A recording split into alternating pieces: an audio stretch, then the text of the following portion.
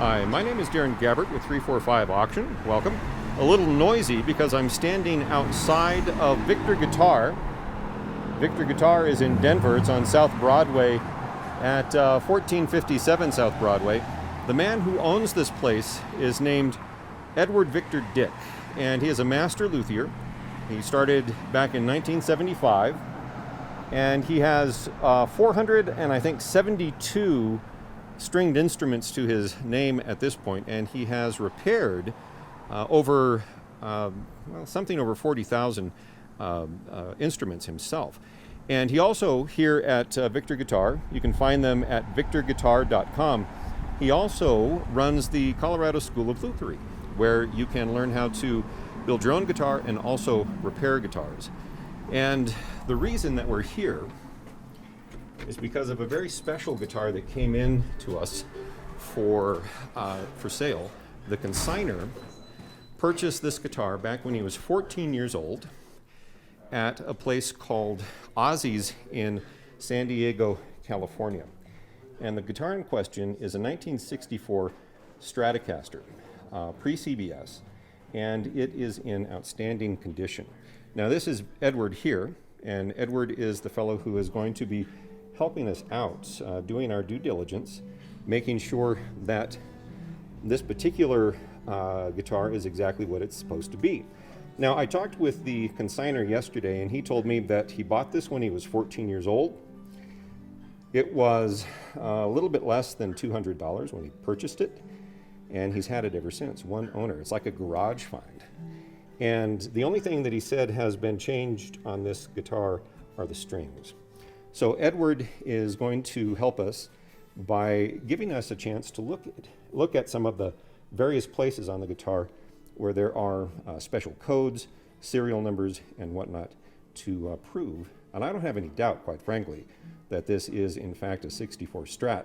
However, we just want to make sure so that those of you who are interested in those things will know that this is in fact a 64 Stratocaster. So I'm going to put this camera down. We're going to mic Edward up. Say hello, Edward. There we go. Good afternoon, everyone. And we'll get into it. This is just a fantastic guitar, and I'm very much looking forward to being able to see how this thing was built. Ready to go? Okay. So one of the things that first strikes me about this case is absolutely amazing because it has all the features of a 1960s Fender case.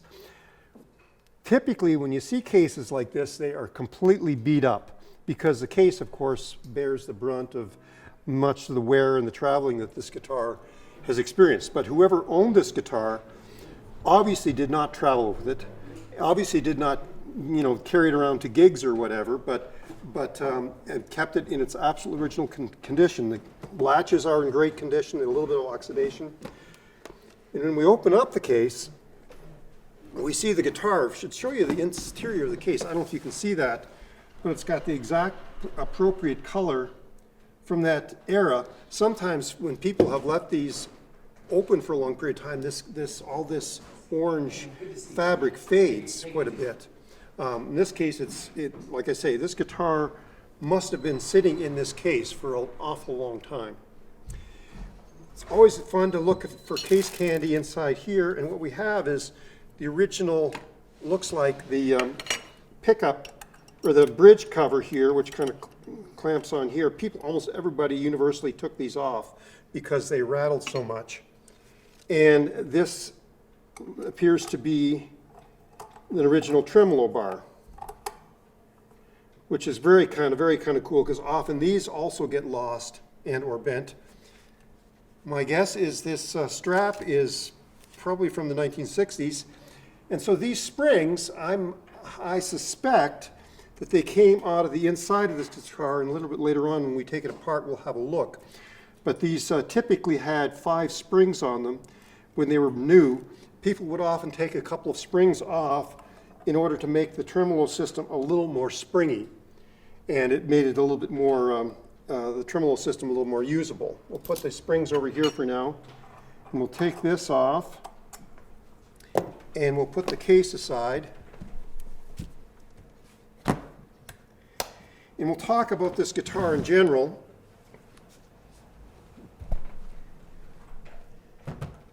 So it certainly looks from the era of the early 60s. I mean, it has the appropriate 3-color sunburst.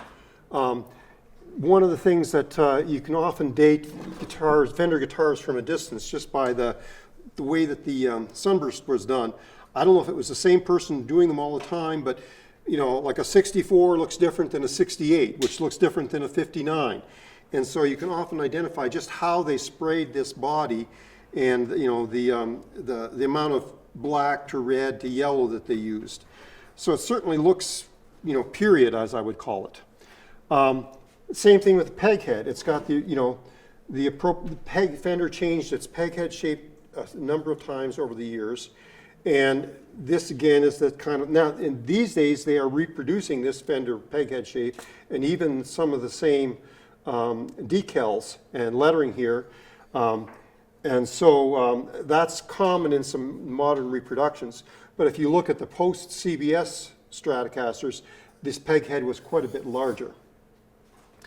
Other features, I can tell right away that this guitar was played a fair bit by virtue of the frets that have been, there's indentations in this fret, and even a bit of wear on the fretboard. But you can see it's just starting to wear through the finish on the back of the neck. The finish on these necks was extremely thin, and so a lot of them have been worn through and go gray in this area here particularly. You can see that's just starting to happen. As far as I can tell, these look like the original frets. They were put in from the side, and so they have a little different look than if you've put them in as a refret. So as far as I can tell, this has got the original Brazilian rosewood fretboard. Brazilian rosewood later on became much more rare and prized, and so a lot of the more recent Stratocasters have East Indian rosewood fingerboards instead of the Brazilian. I'm just going to have a look at the neck, and it's amazingly straight. One of the features about these guitars that is why they are so prized is because the wood that they used in the necks was of such high quality. It's a hard rock maple, and they have it what's called slab cut. So the grain lines are running this way. You'll see it a little more clearly when I take the neck off. But it's one of the features where newer guitars, even Fender itself, doesn't pay nearly as much attention to the grain orientation and the quality of the wood in the neck. And hence, a lot of modern guitars, the necks will warp in a matter of period of a few years. This one is over 50 years old. I guess we're almost 60 years old. It's close to in that range, and yet the neck is dead straight. It looks like somebody has done a little bit of tried to adjust the truss rod. You can see that they actually they've carved this out, and somebody got in there with a tool to try to adjust the truss rod. Often this is kind of hacked out because people get in there with a jackknife or something like that because they want to be able to adjust the truss rod while the string tension is on in order to address the relief of the neck. But the pickguard looks original. The pots look original. This has a 3-way switch, which most of the modern Stratocasters have what's called a 5-way switch. But this would have been original to that time period. I'm presuming it's pre-CBS. Fender was sold to CBS in 1966, and so it became kind of a demarcation of not only quality but also production and these days value. So anything that's pre-1966 is usually better quality, more prized, and certainly more valuable. The back of the neck plate here has a serial number on it. And so one of the things that's interesting here is it's got a letter in front of the serial number. It's L47997. L, I believe, is between 1963 and 1965. So we've already kind of designated. Now, things like this can be forged. So you can't simply take one issue like this and say, okay, it must be original, because it has a serial number. The Chinese have become particularly adept at forging these things to the point of using serial numbers over again and decals that copy the originals. And so sometimes it can be difficult to tell the difference between a forgery and an original guitar. But this, for all intents and purposes, looks original. It has a little bit of belt buckle wear on the back. You can tell this person certainly played it, and a few little marks here where the finish is worn through. And a lot of these that you see on stage and being played are very worn. And sometimes that wear even adds to their value because of the patina that's created from just years and years of wear. This is just the beginning of the patina because it is such an amazing condition. Like I say, you've got a little bit of wear on the neck, definitely some wear in the fretboard. You can see that he played all the way up to about the 7th or 9th fret. He didn't play a lot. Whoever owned this guitar did not play a lot past the 10th or 12th fret because the wear, and I don't know if you can see that with your camera, is he played in the key of E a lot because these notes here would have been used a lot in the key of E. Probably played blues, just by guessing. We're going to go ahead and take the strings off, and then we're going to take the neck off, and we're going to kind of see if it has some of the appropriate features from that same time period. At this point, there are no red flags in terms of saying it's not an original guitar, but it never hurts to look at a couple of other issues to try to make certain. Now, are those the original tuners? Again, they certainly look like the original tuners. They're the original Kluson style tuners, and they've got an appropriate amount of oxidation. Sometimes these, especially if they've been in damp environments, these get very, very oxidized to the point where they're almost unusable. These have a little bit of oxidation, so it doesn't look like it was in a real humid environment. It does look like it's been in the cold though a few times because it has, again, I don't know if your camera can pick this up, it has very light crazing all over the body. And the crazing is usually due to it's been somewhere, it was in a cold environment and then brought into a warm environment very quickly. So I don't know if this guitar was in Colorado, but if it was, it might have sat in the trunk of a car a few nights and come in front of some hot lights or something like that for this crazing to occur. And that's also, like, again, these finishes are so thin and they do wear off quickly, which is why so many of these guitars look so worn.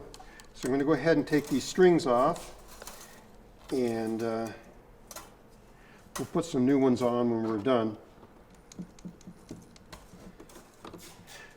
It was amazing. The setup and neck shape was pretty darn good. It may not have been set up, in 50 years, but it still remained fairly in good condition. I'll go ahead and cut these strings off here, and we'll pull the strings through the grommets in the back. A little bit later, we're going to take this plate off here. I'm going to start by actually taking the neck off because that's going to be our biggest indicator of true originality. There should be a blue stamp on the back of the neck here, which will verify the date in a more precise fashion. I think pre-62 or so, it's done in pencil, but after 1962, it's done with a stamped pad. So we're going to go ahead and take this plate off. And taking the neck off. Now, unfortunately, those stamps have been another thing that has been forged, and so, that's something that you've got to be a little bit careful about. Or people will often see where it's been sanded, and they'll put a different date in pencil or something like that. The pencil ones are all pre-62, so you kind of have to, if you do see one in pencil, it really should be pre-60. I believe, again, don't quote me entirely on these dates because I'm just kind of going more by memory at this point.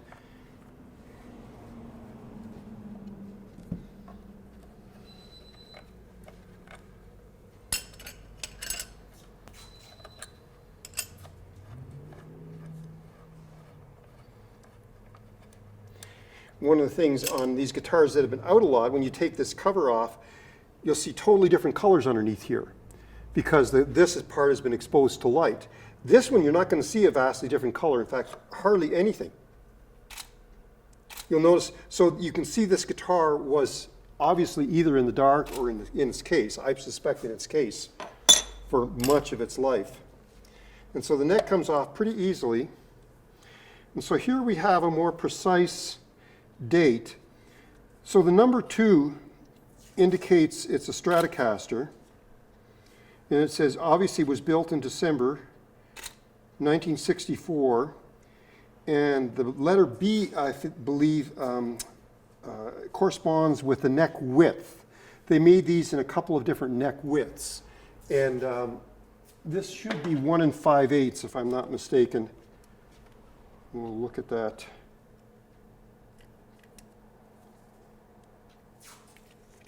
So when they measure the neck, they're measuring it at this point right here, and it's 1 5/8. So this was one of the, the narrow-necked and low-profile necks. Some of these you'll see with a much heavier, a little bit wider neck and a little bit more of a V.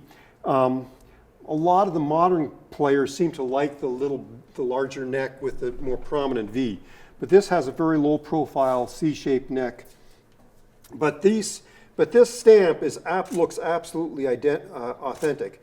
Obviously, it has a little crack on here that lines up with this screw hole here, and it wouldn't be a bad idea to get some glue in there at some point. You can see also the truss rod nut here, which is what the person was trying to access with that pickguard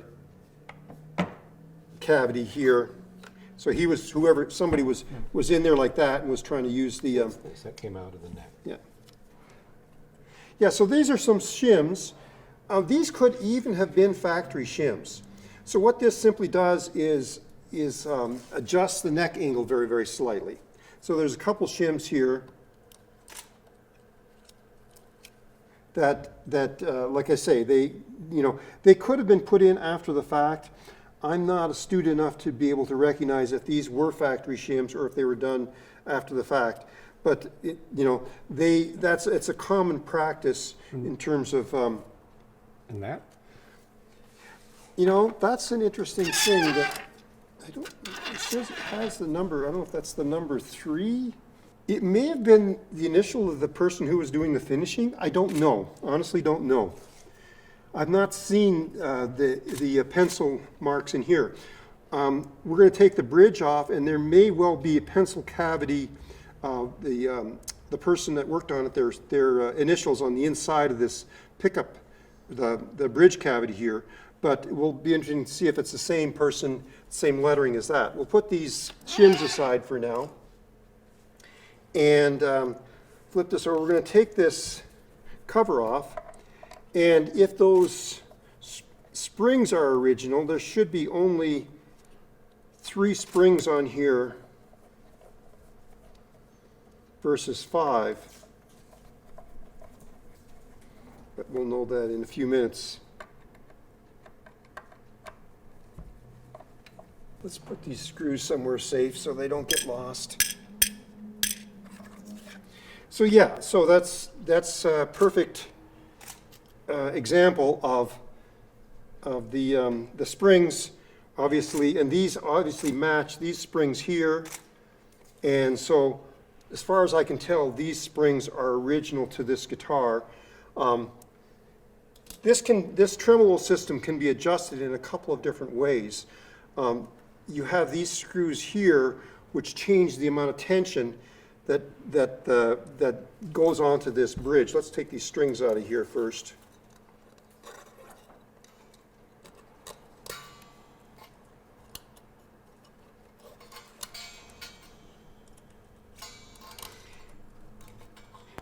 This bridge also looks, totally original. One of the things I'm looking for is the fact that there is some oxidation on these bridge saddles. It'd be almost impossible to see none. And sometimes, like I say, if this is when it was in a very humid environment, these would be completely oxidized to the point where you wouldn't even be able to turn these screws. But for all intents and purposes, these look original. They have the Fender insignia stamped on them. So this, one of the things that you can do with this guitar is you can change the flexibility of the tremolo system by tightening or loosening these screws and by removing some of these screws. Some people will, go down to even just 1 or 2 springs on here simply because they want to make it as springy as possible. Again, that's very much left up to the player's choice. I'm going to go ahead and take the rest of these springs off, and we'll just put them over here. We'll put them back on later on. I just want to see if there's going to be any. We're going to go ahead and take the bridge off.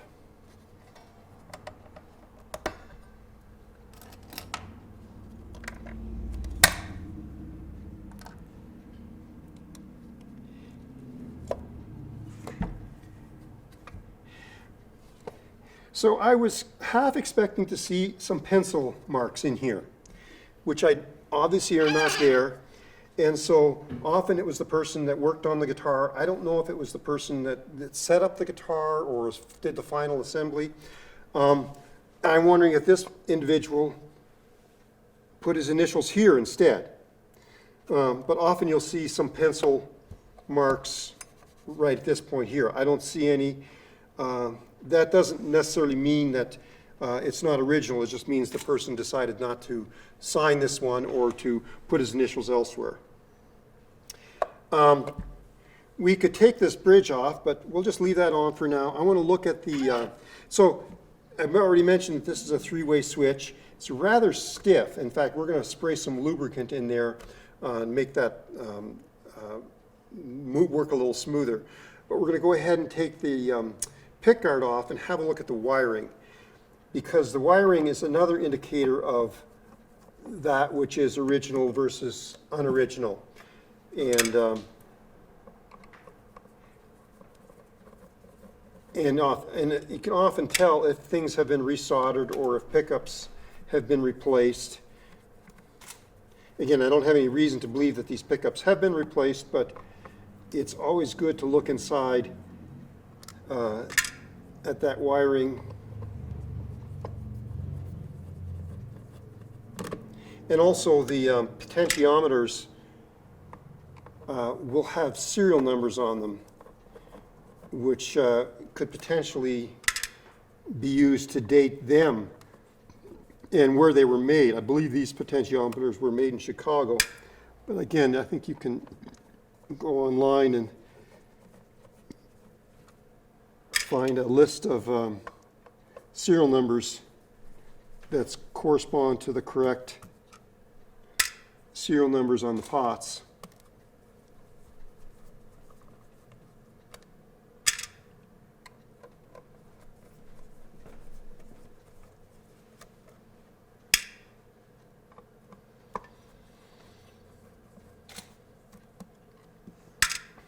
So this all comes apart like this and just flips right over. And interesting, so here somebody has also put their initials. I'm not sure if that's a MH, it looks like to me. M-H? M-H. Now, I don't know what that means and or if that was, I don't know if this is anything.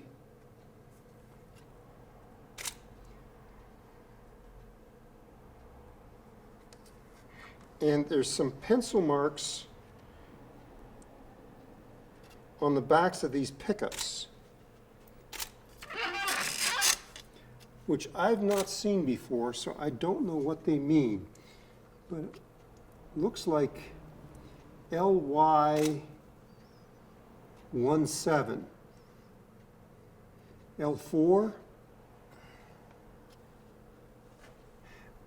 One of the things that's interesting is how well organized this all is, and like I say, it's pretty easy to spot when things have not are not factory soldered because people rarely do as neat a job as they did at the factory, and or the way that they've organized these wires. So this all has the appropriate, cloth covered wiring from that time period. So again, it certainly looks all original. I'd be curious to know what that MH stands for, if that was, again, another employee at the... Are these the codes for the potentiometers? Yeah. Let me get a shot of that. Yeah, it's that light. And we can write those down and possibly look them up. Actually, why don't I grab a pencil and we can write those codes down. How are your eyes? My eyes are not good enough to... It looks like they're upside down. They are upside down. I think I'm reading that as Okay, let me get another shot. 1376428.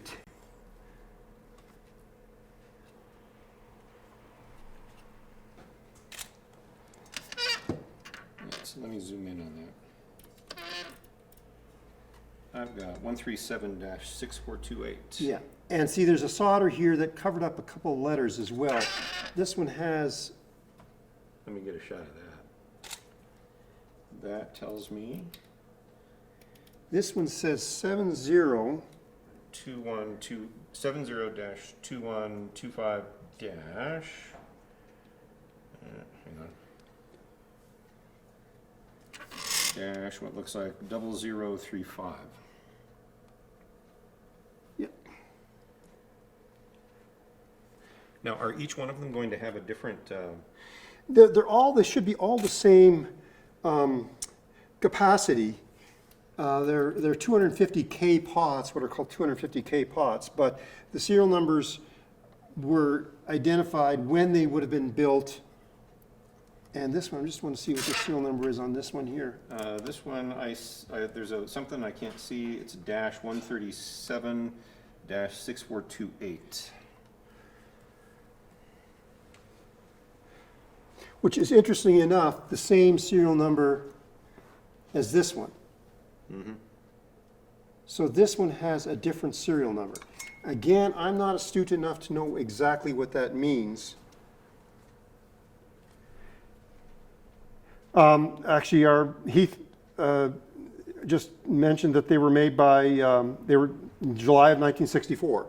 So they're totally correspond with the age of the, and they're made by the CTS. Is that a Chicago something? CTS pots are better than like knockoff pots Yeah. for sure. Yeah. CTS pots are a thing. Yep. Yeah. They're a thing? Okay, outstanding. So that would then... The other thing that's a little unusual about this, and I'd have to, not all of these were shielded. So this has a shielding plate, and I'm wondering if it's possible, and I'd have to do a bit more research myself, if this shielding plate was put on post the building of the guitar. Well, the consignor tells me that he's never done anything with it, and he bought it new. Heath, why don't you look up on Google there if shielding plates were put on the inside of the pickguard, because the ones that I've seen, or people took them off, the shielding plate would have been there to try to reduce the hum. Okay. And these guitars were notoriously a little bit noisy from the, in terms of the 60 cycle hum, which is why a lot of them, modern guitars, and a lot of times people have even shielded the pickup cavities. But this has what looks to be like an aluminum plate here that I don't know if that is original or not. I wonder if Andrew would know that. He took off. He took off? But certainly the wiring, if they did do that, they obviously made the plate specifically for this pickguard, and they put everything back in place exactly as it was. The only thing I'm a little suspicious of is this masking tape here. I've never, I'm not sure that the masking tape looked quite like that from that time period. But again, I'm not the most expert on masking tape. But the wiring certainly looks original. The switch looks original. The capacitor looks original. The pots obviously have the right dates on them. And I also would be curious to know what this L4 117 is all about. If that was a factory code for a certain type of Well, see, that's pickup. the wonderful thing about taking this apart is we get all of these Right. cool questions.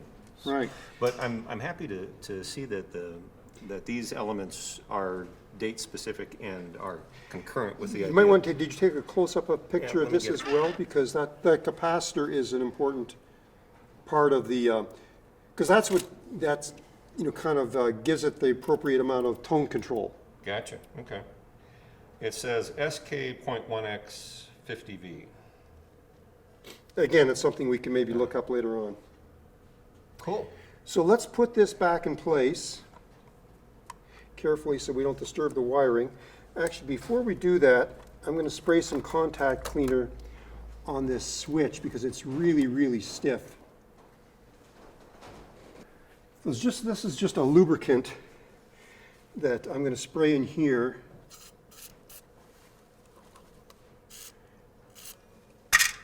And we're going to move this back and forth a little bit. Get it to work a little. It may not have been used very much at all. Interesting thing about these switches is if they would act as a five-way switch sometimes if you put them halfway between one position and the other. And you know the famous the player that kind of, or the person that made that famous originally was Mark Knopfler. That's what I've been told. And that's his sound is halfway between like that. Right there. You got to find that sweet spot. And then later on, they actually made five-way switches to give you that particular pickup combination. And I'm just going to make sure that there's, just spray a little bit of contact cleaner. We may put some contact cleaner on these pots as well. They're actually pretty clean. I didn't turn them to see how that they, often if you hear scratchy sounds, it's just, again, it just means that the wiper blades have oxidized and they can get a bit scratchy. And switches can get very scratchy as well. So I'm going to go ahead and start putting this back together again. We're going to, That was shielded? yeah. You might want to take a picture of this. Is there one that's shielded? Yeah, 1964, nice to get with original shield. I never ever have these anymore. Goes on a $20,000 Strat. The pickguard and the shield is sold for $1550. Oh, no kidding. That's kind of Just the pickguard and shield sells for $1,500. Well, and I know Holy cow. people will take these things and sell them for parts. Wow. They'll take like that wiring, 'cause obviously. How could you sell something Well, like this for parts? it's obviously not a very ethical thing to do. Wow. But, you know, you can, you know, especially if you have a guitar that is somewhat original, but not all original, you take the original parts out of it, you know, and I know, you know, you can take the pickups out and sell them as original, then you can get a lot of money for these pickups. You could get a lot of money for these pots, for that wiring, obviously for that shielded pickguard plate. Yeah, it would be a shame though, especially with a guitar like this, where it's so completely original for anyone to ever fool with this originality of this thing. The only thing that may have to happen eventually is it may need to be refretted if somebody plays it a lot. But refretting a guitar doesn't typically devalue it a lot. Although I think the fact that this has the original frets and everything else is so immaculately original really kind of gives it its potential for top dollar value. And again, you're the expert in that department, but I'm sure it's worth more than $200. You could offer him 300 and see if he takes it. Yeah, really. But Yeah, 300 in my firstborn. but you know, $200 in 1964 was a fair bit of money. Yeah. I mean, I think at that time you could buy a car for about $2,000. Yeah. So think of 10% of the price of a car. You know, a car that would be maybe $40,000 now, 10% would be $4,000. So this, you know, I guess that it all kind of, you know, works out. But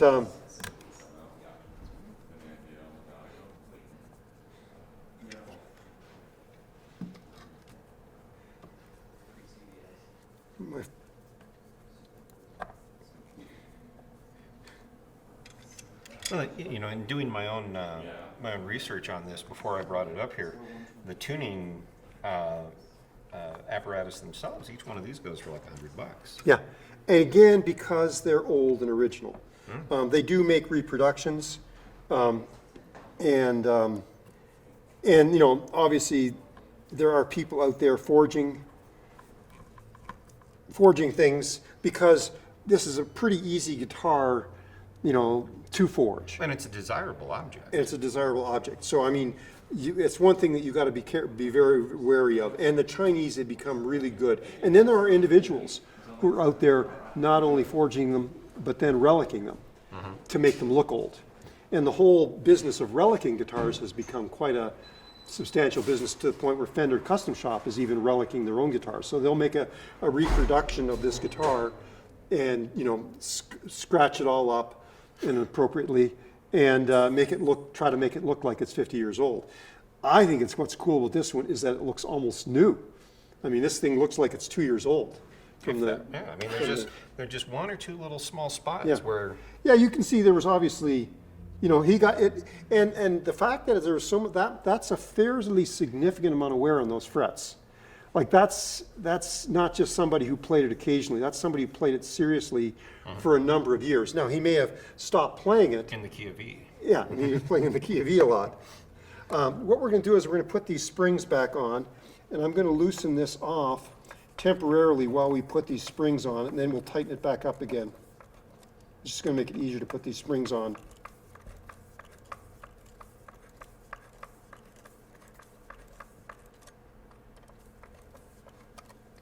And did you want me to put all 5 of them on? Please.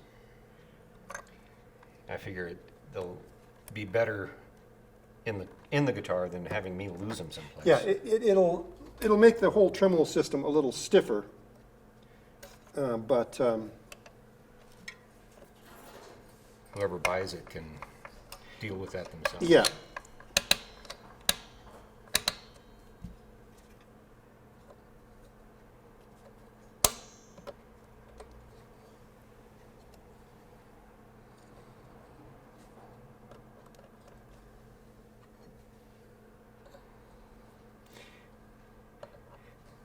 And the 3-spring approach is probably the most common in terms of the way people have these things set up. So you can see I've got now there's not a lot of tension on there, so I'm going to go ahead and put this back about to where it was. Once we get the strings on, we can actually adjust the tremolo system to either be like a floating system or just a one-way system. I don't think we need to necessarily worry about that here. Right, again, that would be something that a potential owner would. So I'm just putting these about approximately back to where they were. Again, that's something that, and oftentimes people will just even leave these plates off because that way they can adjust them on the fly. We'll leave that off at least until we get the strings on. Makes it easier to put the strings on, otherwise Actually, you have to don't worry about putting strings on. We're not gonna put the strings on? Okay. The other thing I was gonna mention about this neck, I was gonna look at it and I was going to see if we can point out, yeah, see, you can see the grain lines. Oh, hang on, let me get a shot of that. Actually, put it up here so that the camera can see it clearly. See how perfectly horizontal these grain lines are. And that's a really strong indication of a high quality neck. Obviously they wasted a lot of wood by just choosing pieces that had grain line that went perfectly horizontal like this. But this made for the most stable neck. The other option would be to make the grain lines go perfectly vertical like this. And that was, in some ways, but Leo Fender thought that with the maple, that this made for the strongest, most stable neck. A lot of times in modern guitars, you'll see these grain lines going through on an angle like this. And that's when necks are often twist. But that's a really, high quality piece of wood that they've put in there. Well, that's why Stratocaster, that's why any Fender guitar was always considered. So are we going to go ahead and put the neck back on then? Or? Yeah, let's go ahead and do that. Okay, we'll put these shims back in place. And again, so what the shims are doing, we're simply adjusting this neck angle. And so if you wanted to, have the, so how high these saddles sit, To some extent, it's a matter of personal preference, but also it allowed them to, when they're machining this, to not be super accurate. They could just shim it to get the strings to where they wanted it to be. So, and almost always universally, you'll see the shims back here. Very rarely do you see the shims up front here.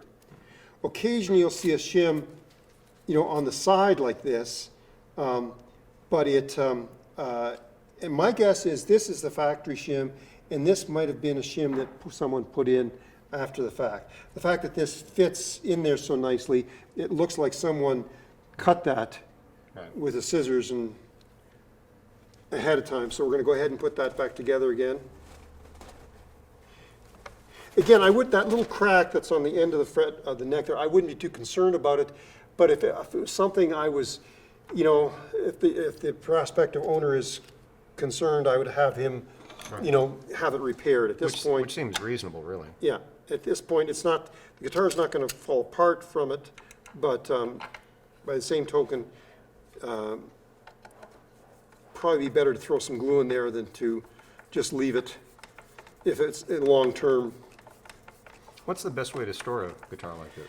Well, obviously, we mentioned temperature earlier on, and so, anything, you want it to be above 50 degrees. I mean, you don't want to put this in a cold basement where it's going to freeze, because what will happen to this finish is it'll get very, very brittle. The finish is already brittle, which is one of the reasons why it flakes off so easily. And because it was a very thin nitrocellulose finish. And so cold would make the finish very brittle. The other issue is dryness. And, that's a big issue for us here in Denver because, we live in such a dry environment. Has it been in Denver most of its life, or do you know where it was? The consignor lives in Pueblo. Okay, so, that means it's been in a dry environment. Yeah. Electric guitar like this, especially an old one, I would be much more concerned if this had, lived its life in Florida or Seattle or something like that, because it would have gotten used to that humidity. The fact that it's probably dried out very, very slowly, and so I don't think you have to be too concerned about dryness. Now, if this was a new guitar, we would try to keep it, above, 30, 40% humidity. Mm-hmm. With this guitar, if it was in Pueblo, unless he lived in a climate-controlled house, chances are it was pretty dry down there. But, the wood has dried out. One of the interesting things, so even though it's dried out, the fret ends have not popped, what are called sprouted. So often you'll see on guitars that are dried out, the fretboard will shrink and the frets won't. And you'll get a very sharp edge on these frets. And I don't feel that on this one. So if the wood dries out slowly enough and over a longer enough period of time, it becomes very, very stable, which is, again, one of the reasons why old guitars are prized as much as they are, is because that they have aged. Then, of course, there's the whole issue of, has the wood changed even on a molecular level because of vibration? That's, I think, more in effect on an acoustic guitar than it is an electric guitar. But one of the issues is that you have with these that is affected by age is the magnets in the pickups. And these use what were called Alnico 5 magnets. And people claim that, that over time that they lose some of their magnetism. And so they lose some of their oomph, but as a result, they get a little bit more warmth in tone.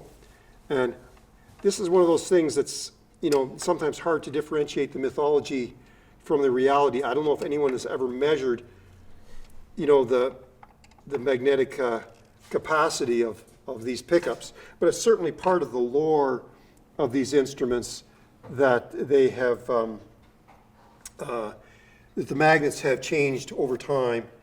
And I see a bit of steel wool there that I'm going to take off them, because I don't want those bits of steel wool to migrate into the pickup cavity. You want to measure the pickups? Yeah, do you know how to do that? We probably have to take the pickup cavity off, though, don't we? No? So Heath is going to measure these pickups in terms of... It works works this way for humbuckers, we'll see if it works out for us or not.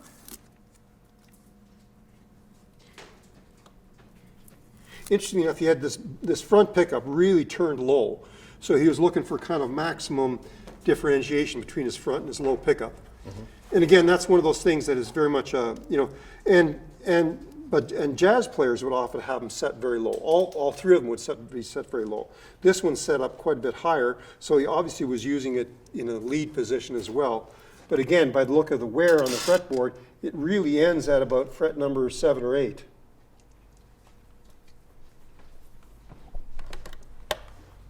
Lift this up for me. What is this? Lift this up for me. I'm just gonna put this, lift the whole thing. I'm just gonna put, there you go. So this should measure how powerful the pickups are. So this would be the bridge position. This one should be here, and that one should be there. Okay. We're going to see if I get. That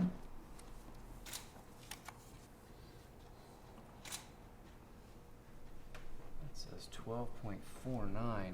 Flip it to the middle. Let me turn let's turn the volume all the way up. Yeah. And the tones all the way up too. Let's do the back one again. This volume was turned down. That makes way more sense. So 596 should be way closer to. Okay, middle. 59295, and then forward. 609. There you go. And what does that mean? The higher the number, the hotter the pickup. Okay. So a humbucker, you know, PAFs would be like 7 and like 7.9, something like that. But I have some humbucking pickups that range at 16.7. So when you plug it into an amp, it's just going to break the amp up way quicker. But a humbucker is meant to do so, versus these are meant, like he was saying, this guy is probably a more bluesy player just by looking at these. He wants a duller pickup. Now let me ask you about this. We've got a Telecaster that has a spare pickup, and it looks like a double stacked humbucker. Okay. What would that give you in terms of difference with that? Probably higher than this. Okay. So a humbucker is 2 single coils together to Right. reduce the hum that these were But notorious. it's a stacked humbucker, so it looks like a single It coil. looks Right. like this, but it's this. And it's so- not. Right, exactly. Yeah. So yeah, it'd be a little slightly more powerful pickup, and obviously with the idea of it being being a humbucker is it's going to be a little quieter. Again, these guitars are a bit notorious for their 60 cycle hum. Yeah. Interesting though about that plate. In your research there, did you find out if that plate was like what years they used that plate? Not years. That one was in particularly was from '64. Do you know that, Andrew? What years they used a shielding plate on the inside of the pickguard? I don't know if they did it into the 50s and 60s without it shielded. Right. Okay, cool. All right. So then I think the last thing we really need is to look at this, right? Well, again, we could take this apart, but there's not much underneath there other than what you've got there. Again, this looks completely original. Are there any significant numbers? Not that I know of. Okay. Not that I know of. Then No. let's. There is the Fender I got a picture of that. Yeah. logo or lettering that's written on there. These look, yeah.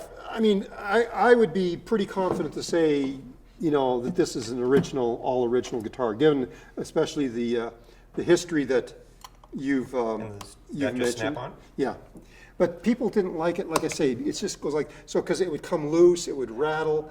But the idea is you'd be able to kind of do this. Rest your hand on it. But for people who are palm muting, actually they want to be able to palm mute the strings back here.